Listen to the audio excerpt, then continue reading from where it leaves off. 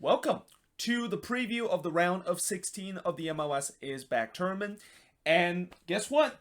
The prediction box is back. And instead of doing a video where I basically fill out the bracket and predict the winner of this MLS is Back tournament, I'm going to use the prediction box as the alternative. Because if I do a video where I fill in the bracket and predict who is going to win this tournament, most likely I am going to be wrong and the bracket is going to be busted very, very quickly.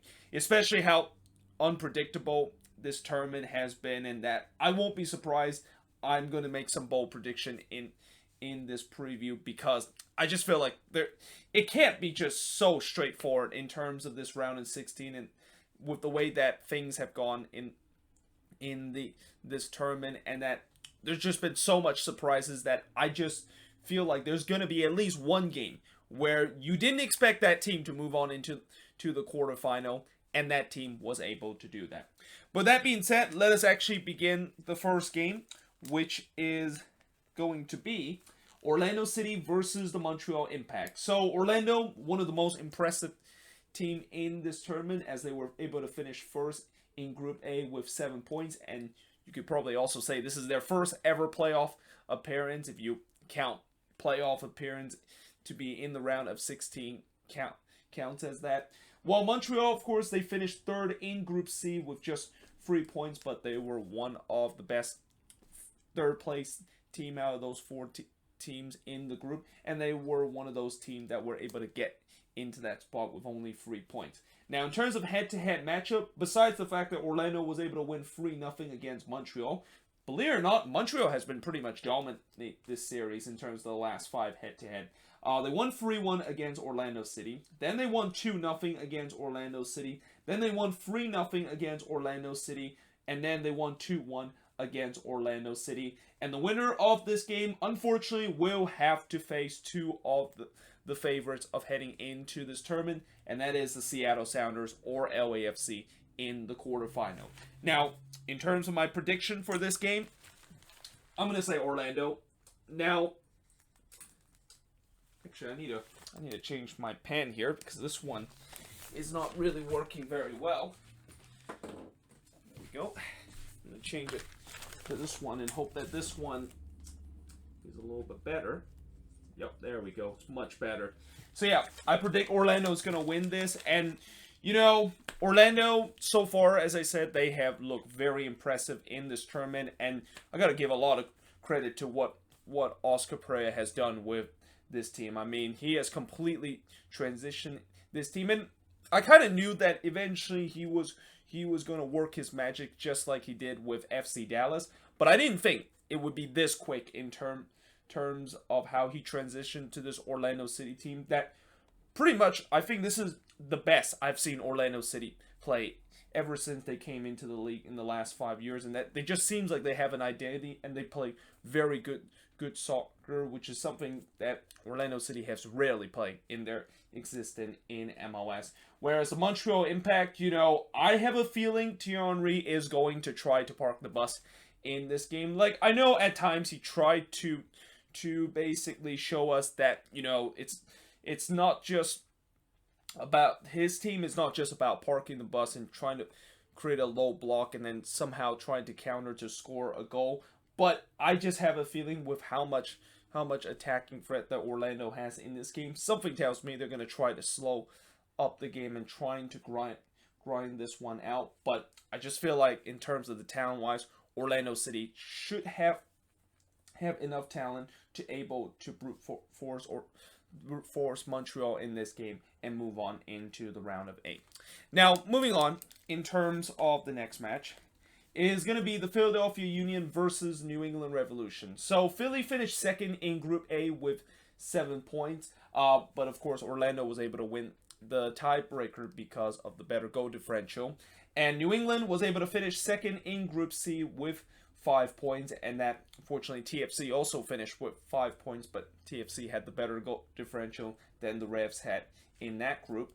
In terms of the head-to-head matchup, well, just like the previous game, the last 5 head-to-head matchup seems to be dominated by one team, and that one team is the Philadelphia Union. As in the last match, it was a 1-1 draw between both of these teams. But before that, it was a 6-1 demolition against the New England Revolution. Then it was a 1-0 win for the Union, 3-2 win for the Union before winning 2-0 against the New England Revolution. And the winner of this game will face SKC or Vancouver in the quarterfinal. Now, despite the fact that the last 5-10 matchup has been pretty one-sided, something tells me this is not going to be one of those matches. And that I really think coming into this game, this is going to be one that is really hard to predict who's going to win. And that I won't be surprised if this is going to go all the way to the penalty kick shootout. And by the way, I think I probably should have mentioned this before I start the preview. The game ties after 90 minutes. Instead of going to extra time, we are just going to go straight to a penalty kick shootout, and be interesting to see who of course would be the team that, I think the winner of this tournament, most likely they're going to have to endure at least one or two of these penalty kick shootout, and that it's going to be interesting to see how each of these teams is going to do in terms of the PK shootout. But going back to this game, as I said, I think this one might most likely have a penalty kick shootout because on paper, these two teams look very evenly matched. Both of these teams have attackers that can, of course, score the goals. They do have the midfielder to, of course, create the chances. And defensive-wise, both of these teams have been very good in terms of the defensive end. And then in the goalkeeper department, I mean, you have two of the best goalkeepers facing off each other in Andre Blake and Matt Turner in this game. Yeah, this one is hard to call. I mean, I'm going to say Philly will win this. And I'll just say Philly would win this mainly because, I think they, of course, from what they have shown in the first 3 games in this group stage, they look like a team that could potentially go deep into this tournament. And, at time, I know it hasn't been pretty, and that at time they all kind of had to rely on Andre Blake to kind of steal them the 3 points. But, I have a feeling the Union could be able to win this by a slight margin. But, again, this is really hard to call in this game when both of these teams are very evenly matched, and that if it does go to a penalty kick shootout, it's basically a flip a coin to see who exactly is going to win. And I'm also interested to see how many saves, if this game does go to a penalty kick shootout, is going to happen, because that battle between Blake and Matt Turner in a penalty kick shootout, that is going to be something. I hope that it will happen if this game does remain tied.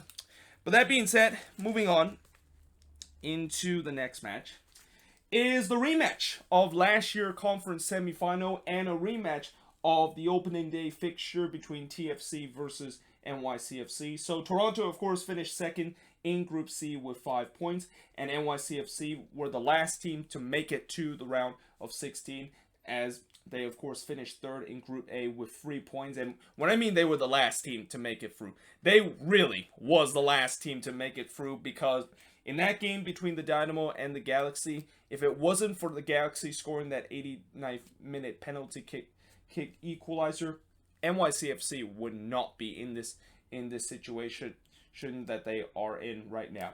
Now, in terms of the last 5 head-to-head, in the last match, as I said earlier, this year they faced each other on opening day, and it was a 1-0 win in favor of Toronto. Then in the playoffs last year, we all know what happened in the playoff, and we all also know what happened about NYCFC conceding a very late penalty in that game to lose a heartbreaker one against Toronto, as they lost 2-1 against them. Then it was a 1-1 draw between both of these teams before TFC winning 4-0 against NYCFC, and NYCFC was able to win 3-2 against Toronto in that matchup. And the winner of this game will be facing either Portland or Cincinnati in the quarterfinal. And for my prediction, I am going to say Toronto is going to win this. And, NYCFC, they, as I said, they have been very fortunate that they are in the position that they are in right now, because after the first 3 game and that, coming into this tournament, I was hoping eventually NYCFC will look like the NYCFC team as previous, and that Ronnie Delia can finally implement his system and make this team look like a team that should be competing for for this tournament, and also in terms of top half of the standing in the Eastern Conference, but it just hasn't seemed like that is the case. And in this tournament, the biggest issue that NYCFC had, believe it or not, is goal scoring. Like, they have only scored 2 goals so far in this tournament, and obviously a little bit of that has to do with, in that last game they weren't able to have Maxi Morales or Abear in the starting 11, and it's going to be interesting to see whether or not if they're going to be in the starting 11. In fact, I think if Maxi Morales and Abear is not going to be in the starting 11 for NYCFC, yeah, they pretty much almost have no chance of moving on into the next round. Whereas Toronto, so far in this tournament, they have been pretty much a free scoring team, scoring a ton of goals. And obviously, when you're a team that was able to be a free scoring team, that you of course have a couple of decent goals scored on your team, and one of them, believe it or not, is probably the most surprising package out of this tournament in Ayo Akinola. Like, who would have thought that Ayo Akinola would actually be just as lethal as what Josie Altidore is? And who would have thought throughout this tournament, the question is not really about whether or not if Josie Altidore is going to be ready to, of course, play in the knockout round, but it's really, can Ayo Akinola continue to do this? And I'm also eager to see what Greg Vanney is going to do in this game. I mean, Josie Altidore, he did play free minutes in that game against New England, and that I'm not quite sure if he's still match fitness enough to go the full 90 minutes. So I'm assuming most likely they're going to once again go with Akinola to start. But later in the game, is he going to do the same thing that he did in that New England game, which is later on he's going to bring on Josie Altidore and basically put Akinola in there too and just play 2 striker going forward. So that's kind of an interesting thing to see. Other than that, for TFC, the only concern I do have TFC coming into this game is the defense, because the defending has not been great whatsoever, and they're fortunate the fact that they're facing a team that has been struggling in terms of scoring goals. But even if that is the case, and if the defense play like this in the like what they did in the first 2 games of the knockout stage, then something tells me their chances of moving on is a little bit more now lessened than what I was hoping that they of course would do. So yeah, we will see if they can sort out that defense in this game, and really going forward, if they want to go deep into the tournament and potentially be a contender, which, well, actually I think they're definitely one of the contender in this tournament, they need to sort out that defense, because you are not going to go very far in this tournament if you're just going to be a team that's going to rely goal scoring with a defense that looks very, very suspect. But now, moving on into the last match on this board, before I'm going to switch the board to look at the other 4 games, is Sporting KC versus the Vancouver Whitecaps. Now, there is no doubt that this is pretty much the biggest mismatch of this tournament, because we know that Sporting KC, of course, finished first in Group D with 6 points, and that although at times they didn't really look impressive, especially in the first 2 games, they definitely didn't look impressive. I was very impressed of how they play in that 3rd game against RSL, and that game was able to get them a crucial 3 points to top Group D. Whereas they're going to be playing against a Vancouver Whitecaps team that I have no idea how in the world did they make it through. Like, if you would have told me in the beginning the Whitecaps would be in the round of 16, I would just laugh and just think you're absolutely crazy, because they are literally playing almost a USL squad out there, or at least their bench option is basically a USL level. And I'm assuming most likely in this game they're going to have to once again start their 3rd string goalkeeper, which, their 3rd string goalkeeper, Thomas Hassel, looks okay in that game, but he did have a couple of shaky moments against Chicago that he kind of got away with. And those are kind of the mistake when you're playing against a team like SKC, is something you you probably will not get away with. Now, in terms of the head-to-head matchup, again, talk about how this game is being a mismatch. The last 5 head-to-head has been also a big mismatch too. SKC, of course, won 3-1 earlier this year in the meeting, and I believe this was the opening day meeting when SKC was able to win 3-1 against Vancouver. Then they won 3-0 against the Whitecaps before both of these teams draw 1-1 against each other. Then it was a 4-1 win against the Vancouver Whitecaps before it was a 6-0 demolition that SKC put against the Vancouver Whitecaps. And the winner of this match will be facing either Philly or New England in the quarterfinal. And like I said, I'm just going to put it down in terms of my prediction of who is going to win this. I'm going to say it's SKC, and I know as much as how this tournament at times is unpredictable and that at times you would think a team had absolutely no chance of able to get all 3 points, and yet somehow after the 90 minutes they're going to get all 3 points.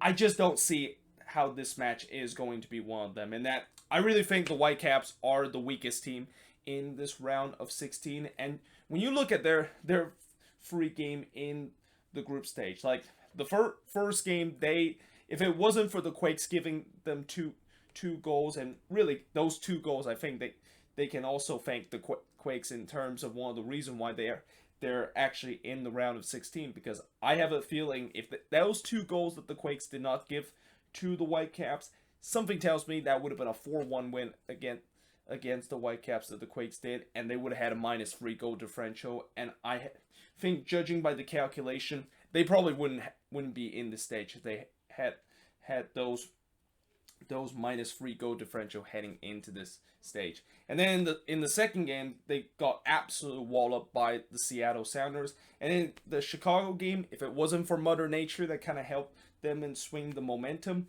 they probably wouldn't get into this stage. And just the overall kind of way that they've been playing in this, they have been a team that is just trying to absorb all kinds of pressure and just try to put 10 men behind the box and then somehow be a little bit optimistic whenever they go on the counterattack. And at times, it did work in that Chicago game where they were able to do that, but I just feel like that is definitely not a formula to able to get game, and especially when you are conceding like 20 plus shots every single game. Like in those 3 group stage game, I think in each of the game they have conceded more than 20 plus shot, and that in that Quakes game they concede a lead record 22 corners.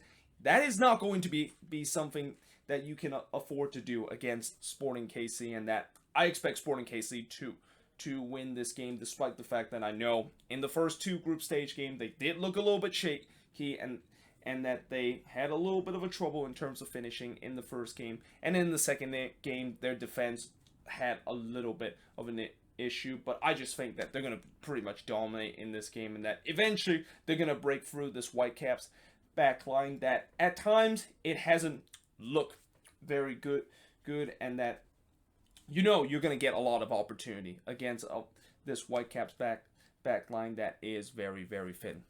But now moving on into the next match, and actually I'm going to have to now switch the board right now to look at the last 4 games of the round of 16 preview. Moving on is the Quakes. They are going to be playing against RSL in this round of 16 matchup. The Quakes, of course, finished first in Group B with 7 points. And I think out of all the teams that finished first in the group stage of this tournament, the Quakes, I think, has the toughest opponent. And I guess that's what happened when you are playing in Group B, which I said it before. It was the easiest group out of the entire 6 groups in this tournament. And that besides the Seattle Sounders, you're basically just facing 2 teams that look like the weakest team heading into this tournament. And the reward of that is now you get a very tough road to potentially go deep into this tournament, because even if we beat RSL in this game, we could be potentially facing either the strongest team in this tournament, that is the Columbus Crew, or my nightmare match, the Blues Not Derby with Minnesota. Now, RSL, of course, finished 3rd in Group D with 4 points. And in terms of the last 5 head-to-head matchup, RSL won 1-0 against the Quakes in the last matchup before the Quakes won 1-0 against RSL. Then it was a 0-0 draw between both of these teams a 1-1 draw between both of these teams, and then it was a 4-0 win for RSL against the Quakes. And as I said, the winner of this match will face Columbus or Minnesota in the quarterfinal. Now, I have a feeling this match is gonna be something similar to what we've seen before in terms of a Quakes versus RSL game. I expect this game to be a low-scoring game, and I expect this game to be a very physical game, and that maybe one goal is going to decide this game. Because for the past couple of time, whenever we play against RSL, it tends to be very physical, and that there's really not a lot of chance that both teams would, of course, get in this game, and that it is also kind of crucial, the fact that the Quakes, of course, get the opening goal in this game, because, as I said, in terms of the last 5 head-to-head matchup, whoever usually get that opening goal would potentially went on to get all 3 points in the game. Now, the other thing that I also want to say is that it'll be interesting to see how the Quakes, of course, break down this RSL team. That I think this RSL defense have looked to be one of the most hardest to try to break down. And knowing the fact that, when you look at these 3 games that the Quakes have played, there's been times where they've been able to break down a team's defense, and that the Vancouver game was a perfect example of that. Although that game there was also featuring some of those shots that we probably should have put away and some missed chances. And we saw in that Chicago game we were able to be clinical in the second half to of course win that one. And then in the first game, of course, we weren't clinical whatsoever, and the attack didn't show up against the Sounders, but we got a 0-0 draw in that game. And in some way, I will also say that the Quakes have shown me free version of their team in this tournament. They've shown a team that is a very defensive structured team against the Sounders. They show a team that looks an absolute mess against the Whitecaps in terms of the defensive end in that game. And then they also look like a team that looked like it's sturdy again in terms of the defense. So in other words, it's a very inconsistent defense. And going forward, I think Mateus Almeida is going to do what he did against Chicago and Vancouver, and that he's going to have no fear of putting mans and bombing mans forward, because RSL doesn't really have a lot of attacking option. And depending on if Albert Rusnak is going to be back in the starting 11, they don't really score a ton of goals and provide a lot of threat going forward on the attack, which therefore, again, this is why I think this could be a low-scoring game, knowing the fact that the Quakes are going to have trouble in terms of breaking down RSL, and RSL is going to have trouble in terms of scoring goals because they don't have a threat whatsoever.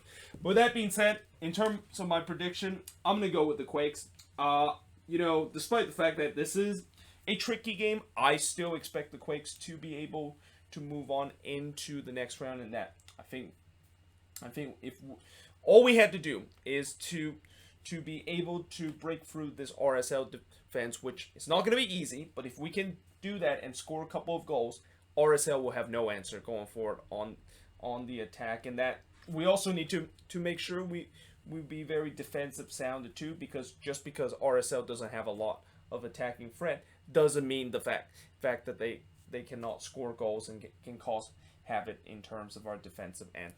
But moving on into the next match. So how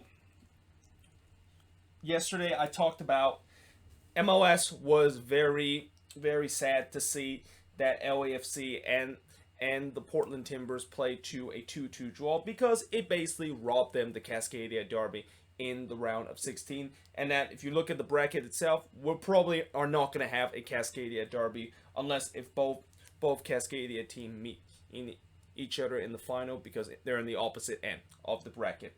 But the one consolation that they did get is the rematch of last year's Western Conference final between the Seattle Sounders versus LAFC. And it's a shame the fact that this game happens literally in the round of 16, because these two teams, you could argue they could easily be a contender of going deep into the tournament. And unfortunately, this game would mean that one of these teams that have aspiration of going deep into the tournament will have that chances dashed because of it.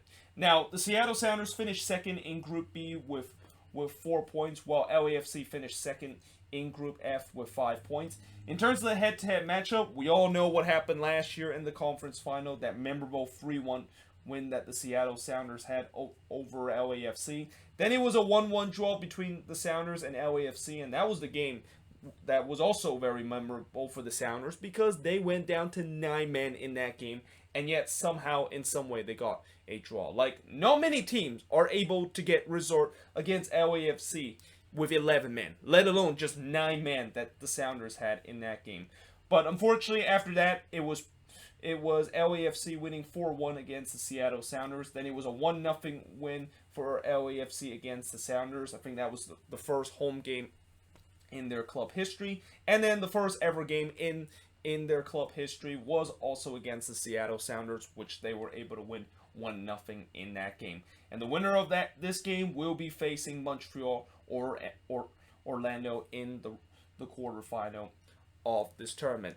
Now, I expect there's going to be goals in this game because both of these teams definitely have some goal scorer on both of their attack, and both of these defense have been very questionable so far in this tournament.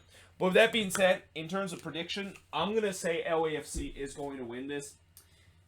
And, you know, I'm going to say LAFC is going to win this mainly because I think they will just have enough attacking power to able to outlast the Seattle Sounders in this game. Like, so far, when we talk about LAFC in this tournament, it seemed like the 3 games that they play in this tournament is just simply outscoring an opponent. I mean, you know, they kind of didn't do that against Houston by drawing 3-3, but they kind of did it against the Galaxy by winning 6-2. And then if they didn't concede that late goal against the Portland Timbers, they probably would have won that one 2-1. And that, in other words, this team tends to love to score tons of goals, but also tends to leak a lot of goals, and that the defense has been a big issue.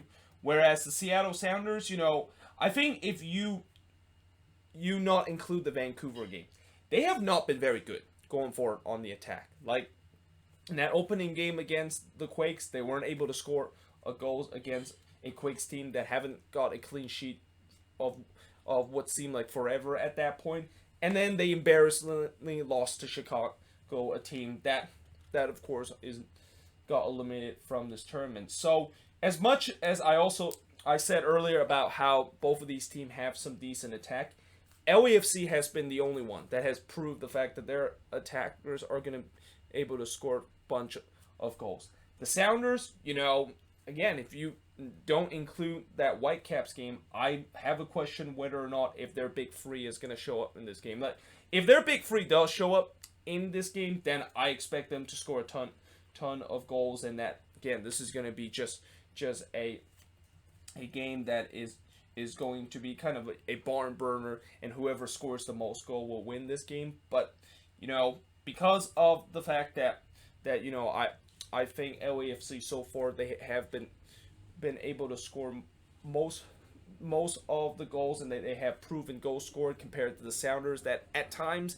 their goal scorers haven't really comes up to the clutch in the group stage. I'm gonna go in favor of LAFC in this game. Now, that being said, that doesn't mean the Seattle Sounders, those goal scorers that I mentioned and that big 3 that I mentioned, cannot come clutch, and that they prove us wrong in the conference final, that they are able to come up clutch and score those goals. But yeah, this could really go either way, and that I won't be surprised if this game does end in a draw. It'll be a very exciting kind of penalty shootout to see how it's going to decide this game. But now moving on into the last 2 games of the preview here on the round of 16 is the Columbus Crew versus Minnesota. Now, Columbus, no doubt, they are really the favorites heading into the knockout stage because they're the only team to be able to top their group and able to get maximum points in the group stage, while Minnesota was able to finish second in Group D with 5 points apiece. Head-to-head matchup, believe it or not, both of these teams have only met each other 3 times prior to this fixture. The last matchup was a 1-0 win in favor of the Loons. 3-2 win against Columbus after that, and then it was a 1-0 win against Minnesota. The winner of this game will be either facing the San Jose Earthquakes or RSL in the quarterfinal. Now, I said earlier before, I feel like there's going to be a match in the round of 16 where there's going to be a result that will shock everybody. This will be the result that I think will shock everybody, and I am going to make a very bold prediction by putting Minnesota to move on into the next round.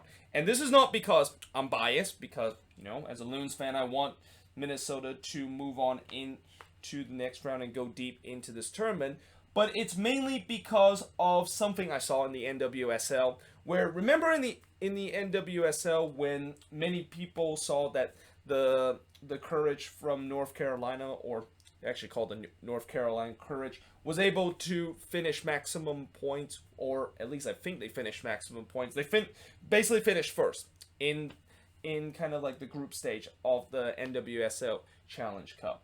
And then as soon as they get into the knockout stage where they had to play against the Portland Thorns, they lost that game.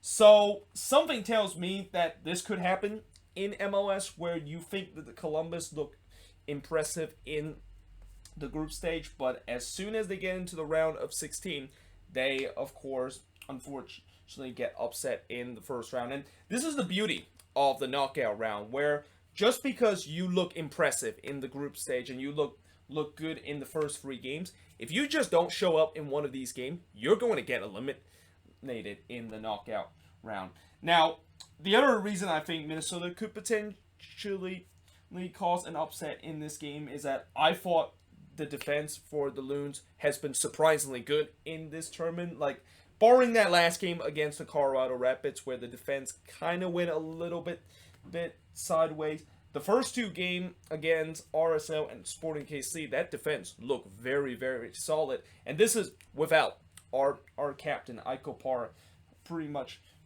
anchoring the back line of this team. And in terms of the goal scoring department, I'm really hoping Kevin Molino is back with this team. I mean, I have no idea why did he not start or play in that game against the Rapids, but he needs to be back in the starting 11, because it's pretty clear that when he is in the starting 11 for Minnesota, he is pretty much undefendable, and that he's going to cause havoc in terms of opposition defense. And if Minnesota is going to be able to win this game, not only the fact that they need to do very well in terms of defensive end, but they need to have goals scored on this team. And as I said, Molino is going to be a guy that he has proven this season that he has been able to come up in the clutch, either scoring crucial goals or assisting crucial goals so far.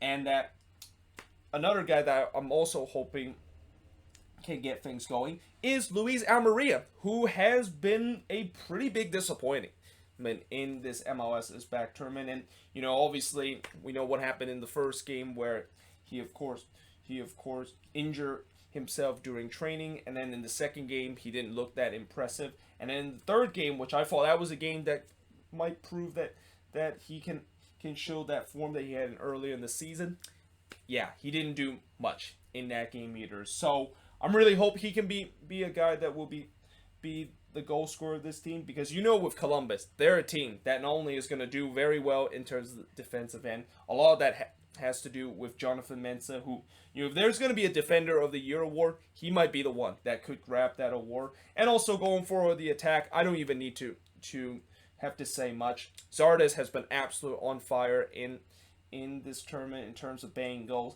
and Zalarian, another guy that if you want to say who could potentially be the MVP, he could definitely be one of them.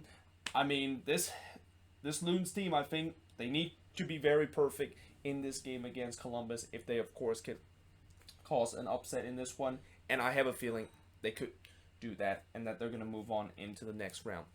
But now, moving on into the last game of this preview for the round of 16 is the Portland Timbers versus FC Cincinnati. And you know what? Let's just get this out of the way. The only match between both of these teams is a 3-0 win that FC Cincinnati has. And I'm pretty sure Timbers fan has not not forgot that result, and that I'm pretty sure FC Cincinnati fans has kind of bragged about the fact that, yep, we done it before. We've been able to beat the Timbers before, despite the fact that we would later have perhaps one of the worst expansion side coming into MLS or one of the worst expansion season an MLS expansion team has following that kind of fixture. And the other thing that I will also say is that the Portland Timbers, they got to be ready to face a FC Cincinnati team that is going to try to put a brick wall in the 18-yard box. Like, I know throughout this tournament, the Timbers have done much better in terms of breaking teams down whenever teams trying to put a low block on them. But they are about to prepare to face a team that not only will put a low block on them, but as I said, they're going to pretty much put a brick wall in that 18-yard box and pretty much just put a bus against them. And this will really be an ultimate test to see whether or not if the Timbers have actually figured out their solution of their biggest Achilles heel, which is unable to break a team down when the opposition decided to just throw 10 guys in the box and just play defense all game long. Now, in terms of the position that both of these teams finish in the group stage, Portland, of course, finished first in Group F with 7 points, while FC Cincinnati absolutely shocked everybody by finishing second in Group E with 6 points. The winner of this game will be facing Toronto or NYCFC. And for my prediction, this is going to be crazy. But I'm going to say FC Cincinnati. Because why not? Why not FC Cincinnati? Like, they proved me wrong most of the time that they looked like they were down and out. And yet, the spirit of this team, and that, I also want to give a lot of credit to Jaap Stam, the fact that he has completely turned this team from a team that looked like they were down and out in the first game against Columbus to a team that looked like a team that you just don't recognize anymore with FC Cincinnati. And that I have a feeling in some way they're going to be very good on the defensive end, and that Portland are unable to solve the Rubik's Cube known as the FC Cincinnati brick wall back line, and somehow FC Cincinnati is going to counter a Portland Timbers defense that hasn't looked that impressive in this group stage too. So yeah, I'm going to make another bold prediction and say FC Cincinnati is going to move on into the next round. I know Timbers fans are going to be mad at me by saying that, but hey, I would love nothing